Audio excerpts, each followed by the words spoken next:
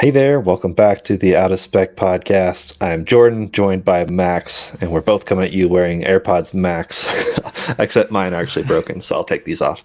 Had to start it that way. And Max, looks like you're using Center Stage.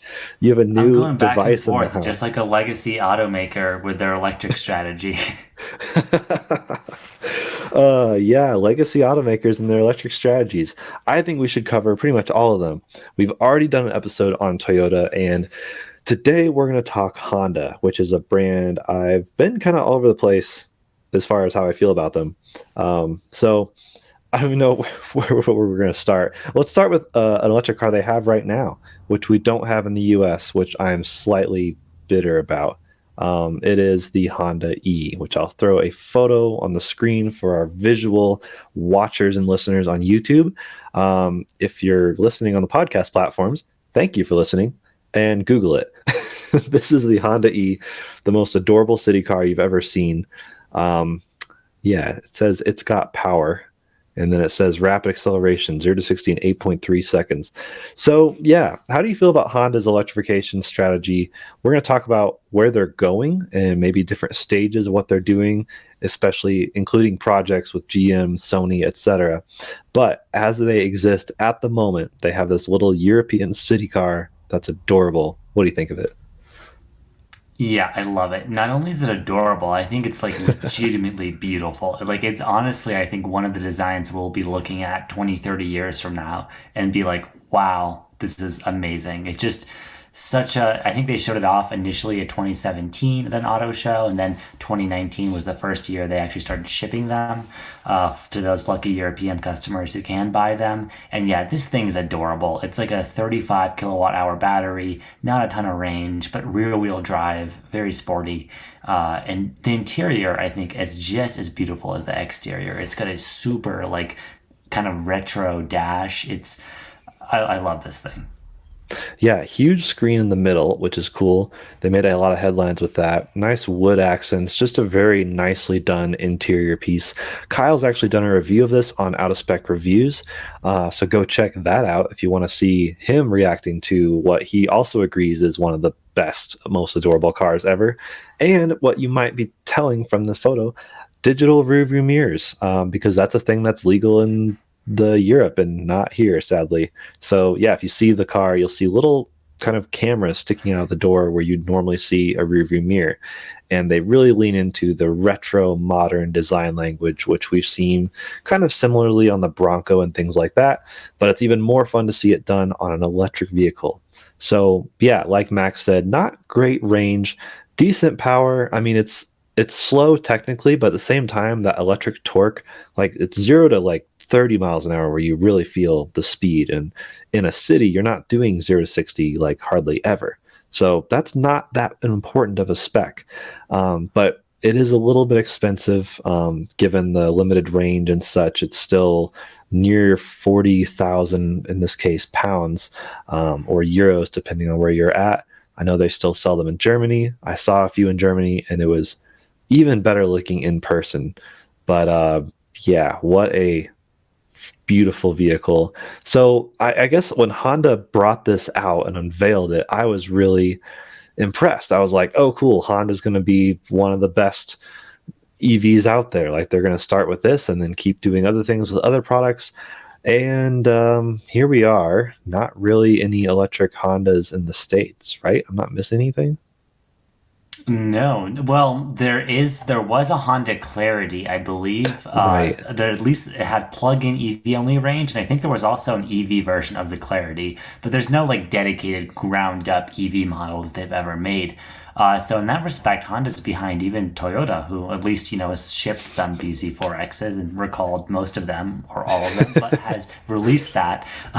And Honda is here with no mass market EVs at the moment. But Honda E, I agree with you. Really intriguing start. I think history will kind of look at that car kind of like we look at the BMW i3 already, right? This super kind of space age, incredible design, super ambitious, but also just expensive, quirky, and frankly kind of weird experiment. And that's where you can kind of classify Honda right now. They had that experiment in Europe, but they do have a lot of plans for both the near term and long term future in terms of how they plan on actually electrifying. Yeah, so I guess aptly named, one of those plans starting out in the US is the Prologue, which is actually a brilliant name, technically speaking. And I love this thing. Just the design. This is a recent kind of unveiling, and it's actually a joint venture with GM in using the Ultium platform, which is pretty cool. I wanted to get your thoughts and take on that. I guess let me first just look at the designs. That's what everyone looks at first. And honestly, a lot of us judge cars on design without knowing anything about them. On one hand, we don't know a whole lot about this other than it looks fantastic. It has minimalist Honda print on the back, which everyone is doing that nowadays, which is fine. Pathfinder and Lexus and they're all just like going that direction. But perfect rear taillight design. The side profile is clean. Yes, it's a CUV slash SUV, so innately somewhat boring, but the fact that they just made it look simple and good, I appreciate it. The interior, just very normal Honda. Like they didn't go crazy and weird. They have physical buttons for climate control and vents you can adjust yourself with your hand. What a concept. I'm looking at you, Rivian, and Tesla and Porsche with your stupid digital vent controls, and the front fascia very has a lot of cues like the new Honda Accord with the very clean LED lines, like no weird diagonal type things, which can be fine, but and the fog lights look good. Just everything looks good, and even the wheel design is refreshing. I usually hate every OEM wheel, but I really do like this. But yes, like I said, Ultium is the underlying architecture. What do you think of this? Yeah, so I think the design, I agree with you. It's solid, it's good. The 21-inch wheels, massive, especially on a CUV of this size, but that's just where the industry is headed. So, they do, I think, add to the looks of it. And in terms of technology, yeah, it's using GM Ultium. So we've actually seen it now on Cadillac Lyric, which is, shipping. I don't know how many, but it does exist, and GM has tons of Ultium vehicles down the pipeline. This is actually a 2024 model year, so we're going to see it start shipping pretty soon.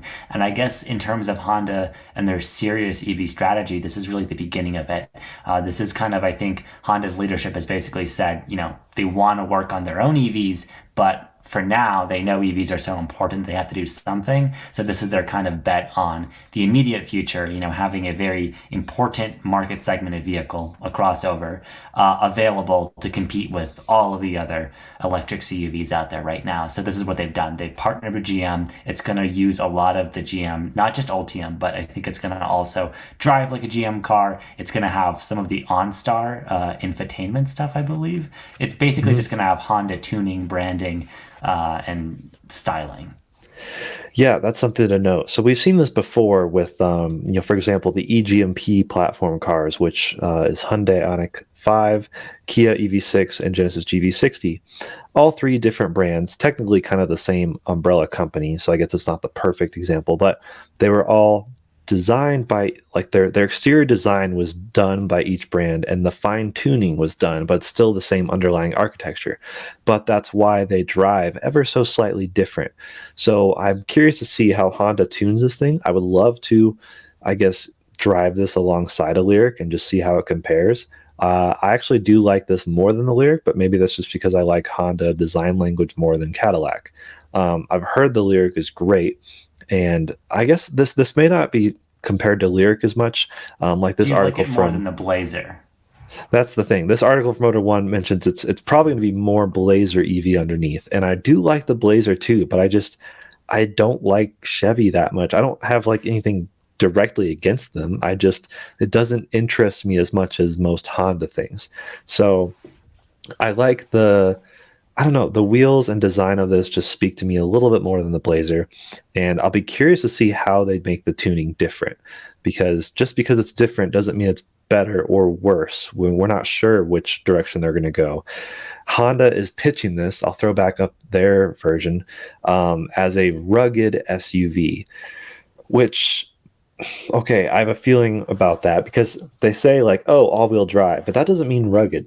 They said rugged, and then they also talk about it having 21-inch wheels, which is not rugged. That means slim sidewalls, tires, and also a they said quote unquote the same wheelbase you see on other rugged SUVs, which is weird because basically this seems like a long wheelbase, and technically the longer the wheelbase, technically the less rugged you are because your breakover angle is worse. So I don't know, marketing speak and such like that, but I'd be really curious to see how this compares to the Blazer EV, and especially if the underlying things are identical. We've seen some issues in recent headlines with, the Hummer having some recalls, the Hummer EV, because of battery pack sealing issues. There's been various software issues with Hummer EVs. So I wonder how the software will hold up on this, and whether or not that's something that could be a issue tying together. A joint venture like this is nothing new. We've seen things like the Toyota Supra, the new one. It's a bit controversial because it's Toyota and BMW, but that partnership's brilliant because honestly, if it weren't for that, we might not have it, because Toyota was like, oh, we can't like bring out a new 2JZ engine. We need to work with someone who already has a great powertrain, and they did it, and that's how we have the Supra. Kind of the same way with the GR86 and the Subaru BRZ. They're the same car underneath, just partnered with some fine tuning differences in body style and stuff. So this happens all over the auto industry, which means I don't think this is a huge deal. But it's still worth talking about because I've never seen like a GM Honda partnership before.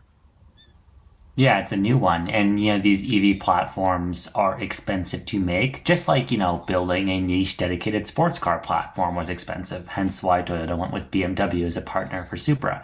So, nonetheless, this is a very mainstream product. So, they probably will make a fair amount of these. And I think Honda intends to move off of Ultium for their own cars at least kind of quickly. But that said, that's not the limit of their partnership. I think Honda and GM announced they're going to be making some cheaper EVs based off Ultium that aren't the Prologue, but basically are meant for kind of the South American market, and also I think our market, but they're going to try to make more affordable EVs with Honda branding and GM technology. So they're going to be doing that in the next few years, but I think ultimately Honda really does want to develop some of its own battery technologies and key infrastructure, and we'll be talking about that later in the episode. Yeah, so I guess next we'll move on to, another progression of their electrification strategy, which seems to be Sony and Honda. Another partnership, which this one's a bit more strange. GM and Honda, they're both car companies, and so they're working together on a car. Sure, makes sense. Sony doesn't make cars. Well, asterisk. They've made a couple, and they've showed them off at CES. I saw both the, what do they call it? S1.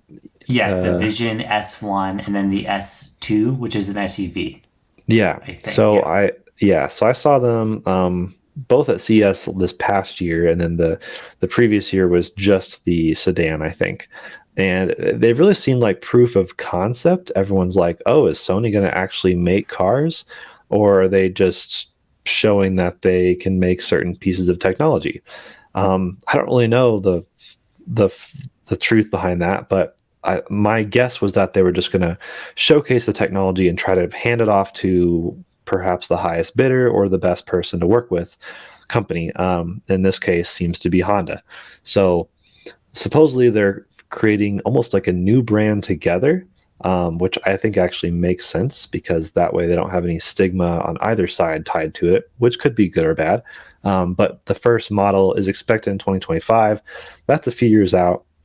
We all know we have trust issues with a lot of other various brands who keep saying they're going to put out vehicles and then don't. So I don't know. These dates flying around are just kind of something to be taken with a grain of salt.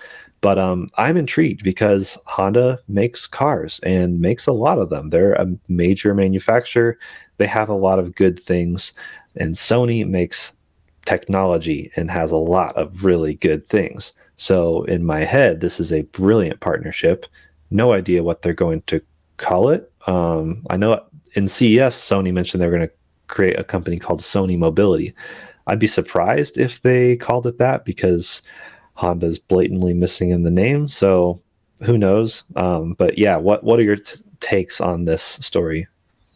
Yeah, the branding is an open question, but I think the technology justification actually makes a lot of sense because when Sony announced they were going to be building their own cars, everyone kind of, I think, at CES several years earlier, everyone kind of looked at them like, well, how are you going to do that? And I think they announced they were actually partnered with channel sponsor Magna to develop some of the components of that hardware. And Sony actually, like you said, they announced Sony Mobility. They said they're more serious, and now, of course, there's this Honda partnership. So how all these pieces fit together, I don't know, but I think the actual pieces make a lot of sense here because, like you mentioned, Honda, very solid reputation of building vehicles, be they ICE or hybrid or, maybe electric in the future. Also bikes, right? I mean, Honda makes a lot of great products really well. But Sony is a, less obvious auto company. But they have undeniably really good technology, mainly, I think, in sensors and imaging, which is where they're hoping to, I think, really contribute to both safety, autonomous driving, a bunch of features that are going to be pivotal to like high tech cars of the future. And I think the easiest way to maybe give an analog for this is if right now, if you think of Sony's imaging business, they have a huge camera division. They make great cameras, right? Hmm. And their cameras use AI technology to have like autofocus that can track people's eyes and heads and bodies and switch between that. And you might ask, how's that applicable for cars? Well, I think detecting pedestrians, being able to use all of those sensors and integrate them in, a way that works for plausible self-driving, that's really important. So I think that's where Sony probably can help a lot. Also, maybe in some other areas of hardware, Sony has great audio products, great video products. So maybe there'll be infotainment technology provided by Sony. Maybe there'll be a PlayStation 5 built in. Who knows? But there's a lot of like potential with these two companies, these two iconic Japanese companies working together. Yeah, absolutely. And I think in theory, it's a brilliant partnership, which, could be the same with Sony or Honda and GM, but Sony and Honda, man, that would be the coolest thing. I'm just waiting for them to like bring out an S2000 successor that has like a PS2 built in. Like that'd be so cool. Just full on embrace the nostalgia market. They could do it. Exactly. Yeah. If anyone can do it, they can. So I guess we'll wrap up with starting with touching on what could be their more long-term future plans. Honda. Is it the CEO who's talking, or the head of Honda's global electrification plan, Aoyama, butchering names, has talked about solid state batteries, which is something that always seems to be around the corner and not really, I guess, in practice. And we'll do future podcasts on solid state technology as a whole, so we're not going to dive into that right now. But this is something Honda has directly talked about as a future pillar of their strategy. Yes, specifically, they want to make solid state batteries that are Honda specific. So, their kind of idea that they're at least willing to talk about publicly is using a polymer fiber coating to basically sandwich the battery. So, they're going to roll that coating very tightly around the solid electrolyte. And supposedly, for many nerdy reasons I don't entirely understand, that's going to make these solid state batteries more manufacturable and more longer lasting. And that's been one of the issues with this tech and why it's been so delayed and so kind of up in the air. Solid state batteries aren't entirely vaporware yet. There actually are, I think, reports of this scooter company, Gogoro, who does a battery swapping model for electric scooters in foreign markets like Taiwan. They, I believe, as of March of this year, said they were actually piloting solid state batteries. So much smaller application. We're talking about 2.5 kilowatt hour packs for scooters and mopeds. But I think that shows that the technology is not entirely just hype. It's starting to become a reality. And as it does, it seems like Honda really wants to put their own spin on it and use their manufacturing expertise to make it work in automotive. And if they can be one of the earliest companies to do that, that could give them a huge advantage. I think maybe you can talk more about this, Jordan, but as I understand it, some of the big benefits of solid state batteries are supposed to be quicker charging, much more energy density potentially, which would be huge, right? More range for the same weight in Yeah. vehicles. All that's very exciting. Yeah, more range for the same weight, or critically, the same range for less weight. And Honda has talked specifically about including these in, they have a huge power sports division for motorcycles and other outdoor activity sports, and these would make that heavily improved. They'd be beneficial. You wouldn't have the issue because some people have a stigma around electrification because well, the GM Bolt fires didn't help the the case for that, and solid state batteries don't tend to have thermal runaway events in any way. I don't think. I need to do a lot more research on solid state, but I know there's been issues with certain solid state batteries. I guess with their fiber. So I guess I'll follow up with some of this. The dendrites are like tiny crystal spikes that form in lithium metal anodes of solid state batteries, I guess. So the problem is that the dendrites can bore through the electrolyte over time, and that can cause a short circuit during charging. So solid state batteries, like you said, like exist, but there's just random quirks they're trying to work through. And Honda's trying to be one of the spearheading solutions for this. So for that issue specifically, they're trying to make a sandwich, quote unquote. And so they're putting fabric over the electrolyte, and that way it, I guess, sits between the electrolyte and the positive and negative electrodes to prevent those dendrites happening. So that, I don't know. It's one solution to one problem. There's various problems, but there's also a lot of, like you said, benefits that I think make the research, the R&D for this worth it.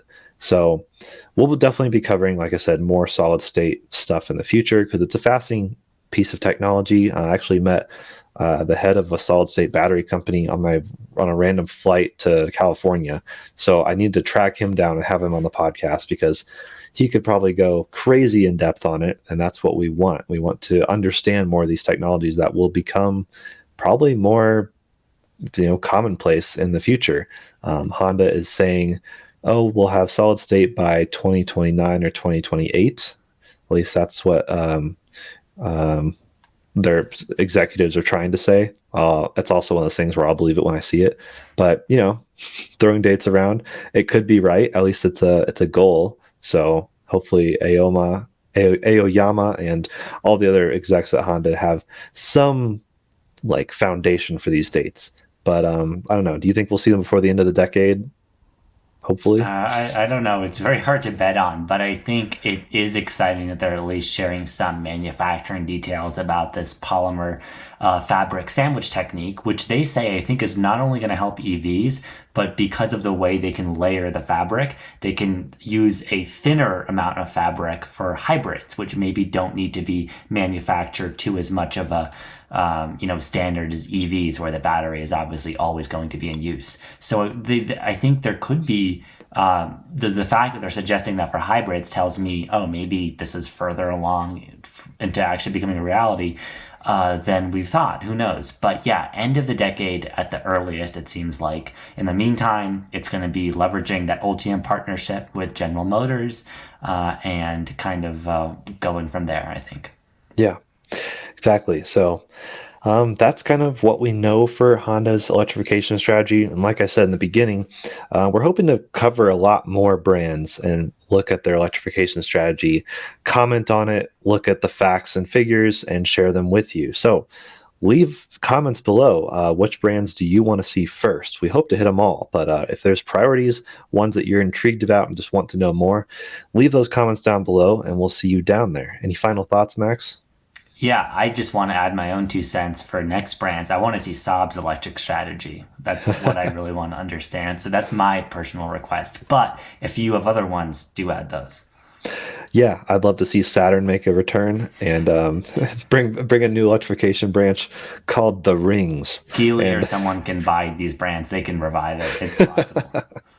exactly. So, yeah, thanks again for everyone tuning in, watching or listening. Of course, we're on YouTube and on all the podcast platforms. And again, leave comments below, and we'll see you all in another episode very soon.